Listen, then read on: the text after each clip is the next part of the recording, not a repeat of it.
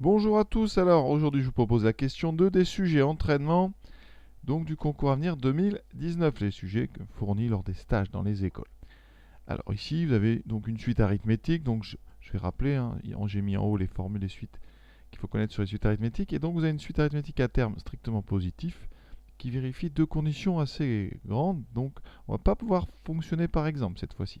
Vous allez voir dans la question 1 de ces sujets, je vous invite à voir, on pouvait comme ça prendre un exemple, et puis ça allait vite. Ici, vous ne pouvez pas parce que vous ne trouverez pas forcément une suite qui vérifie toutes ces conditions, donc difficile. On vous demande la valeur de U10 en plus, donc ça peut être long si on s'y prend mal. Alors, une suite arithmétique, il y a deux choses à connaître. Donc d'abord, eh bien, un plus 1, quel que soit n, c'est un plus une constante qui s'appelle la raison, d'où l'initiale r. Voilà, ça veut dire que, autrement dit, si vous faites un plus 1 moins un, eh bien ça donne toujours la raison, quel que soit n. Et ça, c'est capital. Ça peut vraiment servir dans ce genre d'exercice, ces petites astuces. Ensuite, ça nous permet aussi de démontrer que le terme général de la suite, c'est-à-dire la formule en fonction de n, c'est u0 plus n fois r. Ça, c'est quand évidemment on a un terme u0. Sinon, il faut décaler un petit peu. Donc ici, comment gérer cet exercice le plus rapidement possible?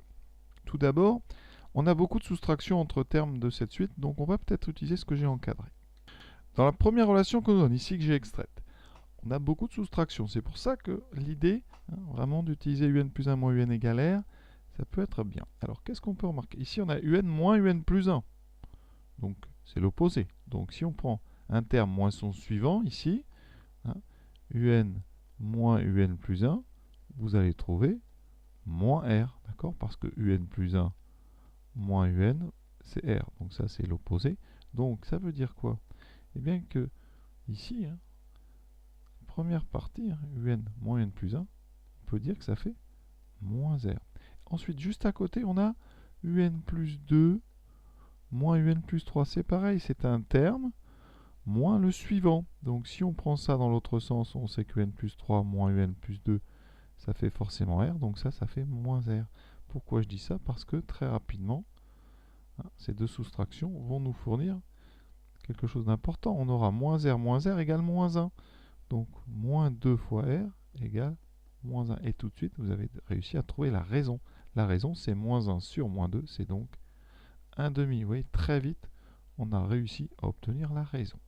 Qu'est-ce qu'on peut faire avec cette raison? Eh bien, on peut maintenant dire que un, c'est donc u0 plus n fois la raison, c'est-à-dire plus 1 demi fois n.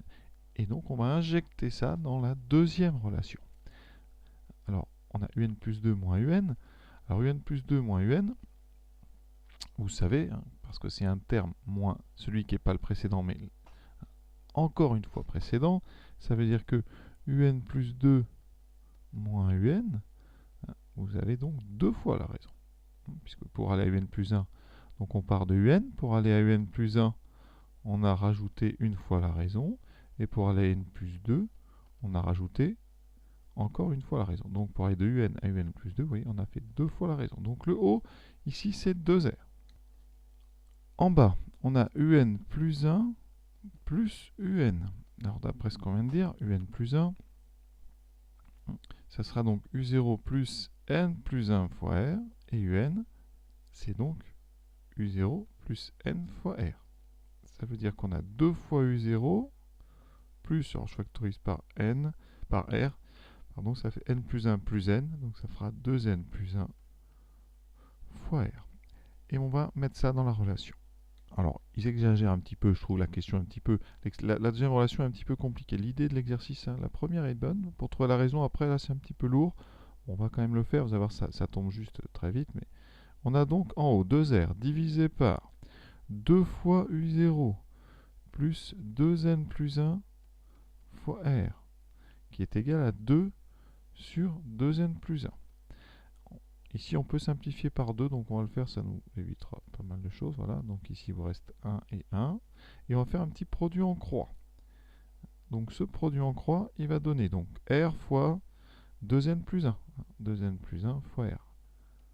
Et de l'autre côté, on aura donc, comme il y a un 1, on aura 2 fois u0 plus 2n plus 1 fois R. Et ça, c'est très bien parce que vous voyez, des deux côtés, on a 2n plus 1 fois R. C'est là l'astuce. Hein. Et donc, ça va se simplifier. D'accord? Et là, il reste des zéros. Donc, il reste 2 fois U0 égale 0. Donc, 0 égale 2 fois U0, ce qui veut dire que U0 vaut 0. Donc, on connaît tout sur cette suite. On sait que son premier terme, c'est 0. Sa raison, c'est 1/2. C'est une suite arithmétique. Donc, ça veut dire que pour aller à U10, on part de U0 et on va faire 10 fois. On rajoute 10 fois la raison. Donc, ça fait U0, 0, plus 10 fois 1/2, qui fait 5. Donc, U10 vaut 5. On a de la chance. C'est la proposition ici, C. D'accord? U0, U10 est égal à 5. Donc, vous voyez une question quand même difficile.